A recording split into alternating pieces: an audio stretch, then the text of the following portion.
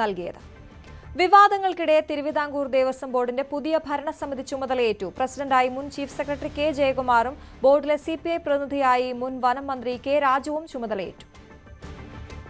മണ്ണന്തല ചെഞ്ചേരി ഗാന്ധിനഗറിൽ മൗക്തികം വീട്ടിൽ M. കൃഷ്ണൻ നായർ മകൻ 73 വയസ്സുള്ള കെ ജയകുമാർ എന്ന ഞാൻ ക്ഷേത്രാരാധനയിലും ഈശ്വരനിലും വിശ്വസിക്കുന്നുവെന്ന് സാക്ഷ്യപ്പെടുത്തിക്കൊണ്ട് തിരുവിതാംകൂർ ദേവസ്വം ബോർഡ് പ്രസിഡന്റായി ദൈവനാമത്തിൽ സത്യപ്രതിജ്ഞ ചെയ്ത് ഇന്നേ ദിവസം ചുമതലയേൽക്കും.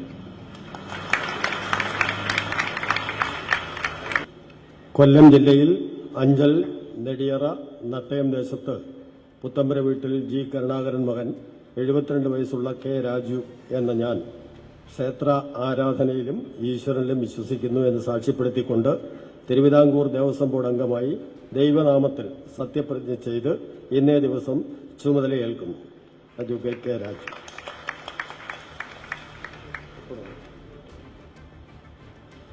അനഭിമതമായ കാര്യങ്ങൾ നടക്കുന്നതുകൊണ്ടാണ് വിശ്വാസം വ്രണപ്പെട്ടതെന്ന് കെ ജയകുമാർ പറഞ്ഞു. ഒരു സ്വത്ത് പോലും എങ്ങും പോകുന്നില്ല എന്ന് ഉറപ്പുവരുത്തുമെന്നും പുതിയ പ്രസിഡന്റ് വ്യക്തമാക്കി. അവരുടെ വിശ്വാസങ്ങൾക്ക് ഭംഗം വന്നിട്ടുണ്ടെങ്കിൽ, ബോർഡിനെ കുറിച്ചുള്ള അവരുടെ സങ്കല്പങ്ങളിൽ ഭംഗം വന്നിട്ടുണ്ടെങ്കിൽ അത് തിരിച്ചു സ്ഥാപിക്കുകയും അങ്ങനെ ഭംഗപ്പെടാൻ കാരണമായിട്ടുള്ള സാഹചര്യങ്ങൾ എന്തായാലും അവ ഇനി തിരുവിതാംകൂർ ദേവസ്വം ബോർഡിൽ ആവർത്തിക്കുന്നില്ല എന്ന് ഉറപ്പുവരുത്തുകയും ചെയ്യുകയാണ് ഈ പുതിയ ഭരണസമിതിയുടെ നിയോഗം, പുതിയ ഭരണസമിതിയുടെ ലക്ഷ്യം.